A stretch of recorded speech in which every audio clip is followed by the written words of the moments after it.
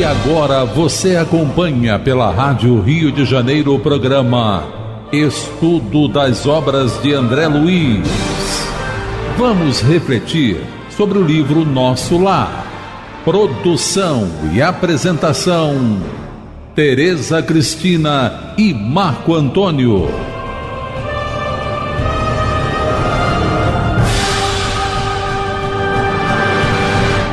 Amigos ouvintes da emissora da Fraternidade, Rádio Rio de Janeiro, novamente estamos aqui com a permissão de Nosso Senhor Jesus e sempre com a orientação dos bons espíritos para darmos continuidade ao estudo da vida no mundo espiritual através da obra Nosso Lar, obra que foi ditada pelo espírito André Luiz e que foi psicografada pelas mãos abençoadas de Francisco Cândido Xavier. Olá, caros ouvintes da Rádio Rio de Janeiro. Começando o nosso programa, estamos estudando o livro Nosso Lar, capítulo 41. Estamos, aliás, terminando hoje esse capítulo, o estudo desse capítulo, Convocados à Luta. Lembrando a todos que o nosso objetivo aqui no programa não é simplesmente ler os capítulos, mas estudá-los. E para isso usamos, sempre, concomitantemente, o estudo de outras obras, como o Livro dos Espíritos, o Evangelho segundo o Espiritismo, as outras obras de André Luiz, de Emmanuel, não é? Porque o objetivo é esse, estudar. Então, no último programa, nós vimos vamos nos situar, né? Nós estamos, nesse capítulo, estudando o anúncio que foi feito pelos clarins da Segunda Grande Guerra Mundial que estava rompendo na Terra. E, só para lembrar, Nosso Lar é uma colônia de transição e é uma colônia que ainda está muito ligada aos hábitos e comportamentos terráqueos, vamos dizer assim. E esse anúncio da guerra, do começo da guerra, abalou muito, não só aos encarnados, como os desencarnados de Nosso Lar. Desculpa, Teresa, lembrei que você falou Nosso Lar, a colônia de transição, a localização dela, pela informação que o André Luiz nos traz, é que o Nosso Lar está na periferia do umbral. Então, se está na periferia, ele está junto ali com o umbral, né? Então, os pensamentos estão ali ainda muito interligados com os maus pensamentos da Terra. E quando a gente diz colônia de transição, é que a maioria dos habitantes, a grande maioria, está se preparando para voltar a reencarnar na Terra, e muito poucos, aliás, pouquíssimos, estão lá e estão se preparando para ascender às esferas superiores, mas são muito poucos, como a gente leu aqui, num período de alguns anos, só 4 espíritos conseguiram fazer parte do Ministério da União Divina. Então, por isso, ela é uma colônia de transição. Colônias espirituais superiores, onde não há essa necessidade premente de reencarnação, os espíritos vivem por bem mais tempo nas colônias e realmente, como a informação que temos dos espíritos, eles só reencarnam em missões. Então, por isso, esse alvoroço em Nosso Lar. E nós vimos a senhora que está preocupada, no último programa, com o marido, um marido cruel e perverso, que ela está com medo de que ele vá parar em Nosso Lar e vai querer procurá-la na condição de esposa novamente. Então, foi isso que a gente viu no último programa. Nós, então, estamos no 41º parágrafo. Vamos continuar a leitura, ao finalzinho do capítulo, quando o ministro Esperidião, ele anunciou que o governador ia falar a todos aqueles que estavam preocupados, com esses rumores da guerra, após ouvirem os clarins tocando. Então, no parágrafo 41, ele começa assim: É o ministro Esperidião, informou Tobias, atendendo-me à curiosidade. Quer dizer, o ministro Esperidião que falou, não é, que o governador ia falar. Serenando o barulho, daí a momentos, ouviu-se a voz do próprio governador, através de numerosos altos-falantes. Irmãos de nosso lar, não vos entregueis a distúrbios do pensamento ou da palavra. A aflição não constrói, a ansiedade não edifica. Saibamos ser dignos do clarim do Senhor, atendendo-lhe à vontade divina, no trabalho silencioso em nossos postos. Aquela voz clara e veemente de quem falava com autoridade e amor operou singular efeito na multidão. No curto espaço de 1 hora, toda a colônia regressava à serenidade habitual. O poder que esse espírito, não é, enquanto governador, o poder dele de acalmar. Porque junto com as palavras vai a energia e os fluidos, né, desse espírito, que são altamente elevados. Só para a gente relembrar, como a gente já comentou aqui no livro, né, aqui nos programas, o livro nos informa, que o governador foi visitar Jesus nas esferas onde ele habita, quer dizer, na governadoria do nosso planeta.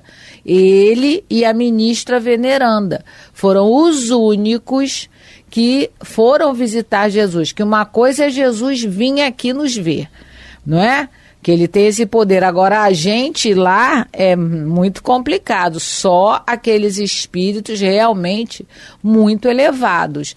Então, quando o governador começou a pedir calma, realmente, como ele é uma pessoa calma, né? Ele fala com propriedade, porque ele vive essa experiência de tranquilidade, de fé, de confiança em Deus. Ele transmitiu o que ele sente para todos da colônia. E aí, como disse aqui, né, o André Luiz, em 1 hora todo mundo voltou aos seus afazeres e todos se asserenaram, né, para realmente ouvir. Com certeza é o que a gente vai entrar agora no capítulo 42, ouvir realmente uma palestra, não, né? Um comunicado do governador, não é?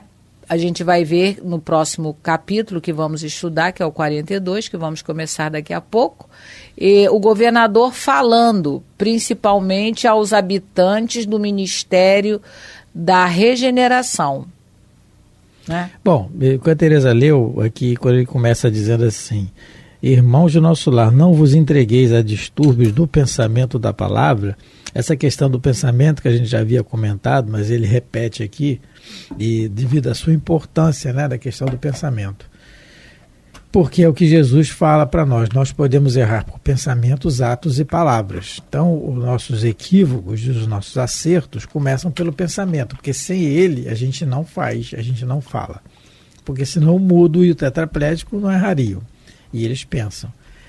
Um exemplo, né? E no livro Pensamento e Vida, de Emmanuel, é um livro muito bom, ele é direcionado totalmente para essa questão do pensamento.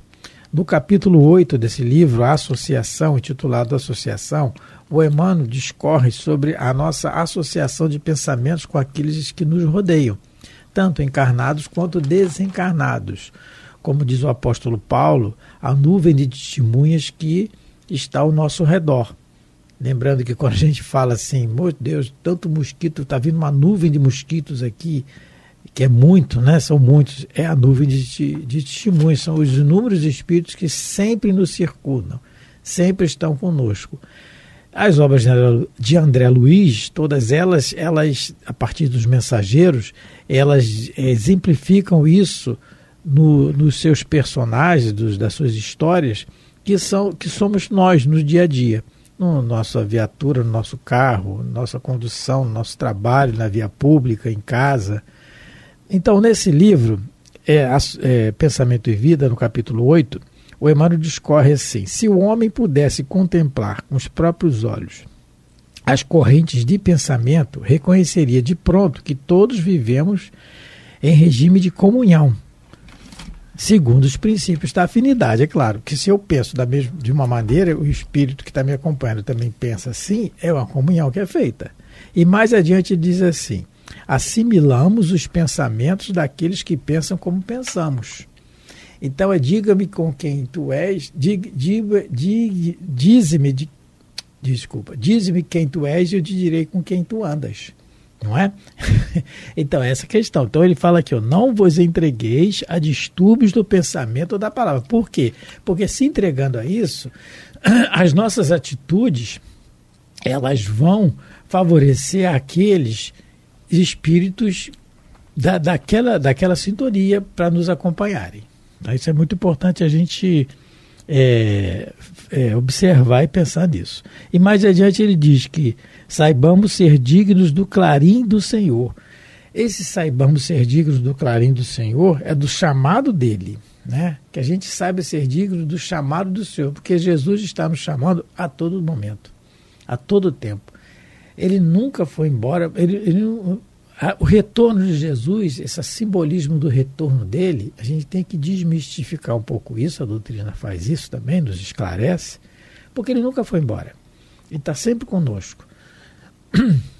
E o Espiritismo vem trazer Jesus de volta no sentido de um raciocínio mais amplo, mais abrangente nos seus ensinos. É o novo chamado de Jesus, que a gente saiba ser digno do chamado dele. É um esforço muito grande, é muito difícil, nossa, como é, mas é uma luta que a gente não pode dar trégua, a gente tem que lutar, né? Nos bons pensamentos que a gente tem que cultivar. Isso é ser digno dos clarins, é o chamado dele, né? Isso. É isso. Bom, então vamos começar, não é, o novo capítulo, o capítulo 42, a palavra do governador. Para o domingo imediato à visita do clarim, prometeu o governador a realização do culto evangélico no Ministério da Regeneração. Então, no último capítulo, no capítulo 41, o governador falou lá da Praça da Governadoria e todos, né, foram ouvir, né, no caso ele falou da governadoria e todos os ministérios transmitiram a palavra dele. Mas agora, ele prometeu que no domingo, né, depois dessa última conversa que ele teve, dessa transmissão que ele fez, ele visitaria o Ministério da Regeneração. O objetivo essencial da medida, esclareceu Narcisa, seria a preparação de novas escolas de assistência no auxílio e núcleos de adestramento da regeneração. Então, o governador está preocupado em reforçar, né, o atendimento lá no Ministério da Regeneração, onde se encontram as câmaras de retificação, né, onde o André Luiz começou o trabalho, porque as câmaras de retificação, elas são, vamos dizer assim, o pronto-socorro, né, da colônia. É por ali que entram todos os espíritos que, apesar de toda a problemática ainda, eles já estão aptos a adentrar na colônia. Então, muitos doentes, não é? Muitos perturbados ainda, com certo desequilíbrio. Então, com a chegada da guerra, o governador sabe, e todos os habitantes da colônia, que vai ter um aumento grande de trabalho. Então. E se a gente lembrar, as colônias da Europa estavam sobrecarregadas, né? E as fraternidades da luz pediram que fossem trazidos no caso, né, para o continente americano, alguns desses recém-desencarnados da guerra, porque eles estavam sobrecarregados lá nas colônias da Europa. Por quê? Essa coisa de preconceito, essa coisa de falta de solidariedade só existe aqui entre nós os encarnados, né? E nas colônias inferiores, porque nas colônias superiores a lei de solidariedade impera, então todos se ajudam, né? Com certeza. Então, o governador, ele estava preocupado porque ele teria que dar um apoio maior e formar, né, novas frentes de trabalho para receber esses espíritos que estão chegando da guerra. Bom, então ele fala aqui da preparação, a preparação de novas escolas de assistência para auxiliar as pessoas nessa questão da guerra e tudo mais. E se não fosse a guerra, também tem sempre espíritos doentes. Então essa preparação é constante. E núcleos de adestramento na regeneração, quer dizer, adestrar pessoas para trabalhar na regeneração, né? No setor da regeneração, regenerar e preparar essas pessoas para assistência, através do quê? Do culto evangélico. Porque toda a preparação, toda a nossa preparação para qualquer problema, que isso que está subentendido aqui nas linhas, nas entrelinhas, né? A preparação para qualquer problema que nós vamos enfrentar na vida, ela está baseada, a preparação, no Evangelho. No caso do Espiritismo, no Evangelho segundo o Espiritismo, que não é diferente do Evangelho que nós sempre conhecemos, da mensagem de Jesus, que os evangelistas trouxeram as informações de algumas notícias da Boa Nova à época de Jesus. Mas o Evangelho segundo o Espiritismo, ele é o ensino de Jesus raciocinado diferente do que nós pensávamos antes. Então, o culto evangélico que ele fala aqui é primordial e essencial para nós, para a nossa vida. Nós cultuarmos o evangelho. O que é cultuar? É ler, é estudar. Não é colocar ele numa parede e endeusar e olhar para ele. Isso não, é estudar, é meditar em cima dele. Então, nós temos o evangelho no lar. Nós temos o culto do evangelho no lar tão propagado, tão difundido no movimento espírita, no espiritismo, a doutrina nos pede isso. A Dona Ivone do Amaral Pereira, essa médium extraordinária, muito desconhecida ainda de muita gente, que traz tantas obras maravilhosas, e ela sofreu muito na sua encarnação, passou por muita situação, né, de dor e de carência, de afetividade, tudo, resgatando o seu pretérito, e escreve o livro, psicografa, traz para nós a mensagem daquela obra-prima do livro Memória de Suicida. Ela fala que nas suas memórias, ela diz que o Evangelho foi seu grande sustentáculo durante a sua vida. E é no Evangelho que a gente encontra essa preparação que ele está falando aqui, não é? Que ele está dizendo para a gente. Então é isso que ele está falando, que a preparação, o objetivo da medida, né, no culto do evangélico é preparar as pessoas para novas escolas de assistência. Por quê? Porque é o que vai ser encontrado lá, é sofrimento. E para a gente encontrar e ajudar em alguma coisa no sofrimento, nós temos que estar bem. Como é que a gente vai estar mal ajudando o outro que está mal? É cego guiando cego, os dois caem no abismo, não é? Então, a preparação é isso, é o evangelho. Precisamos organizar, dizia ela, determinados elementos para o serviço hospitalar urgente. Embora o conflito se tenha manifestado tão longe, bem como exercícios adequados contra o medo. Então, duas frentes de trabalho vão se abrir lá no Ministério da Regeneração. Eles vão precisar adestrar novos trabalhadores para a recepção desses espíritos que vão chegar, né, a nosso lar.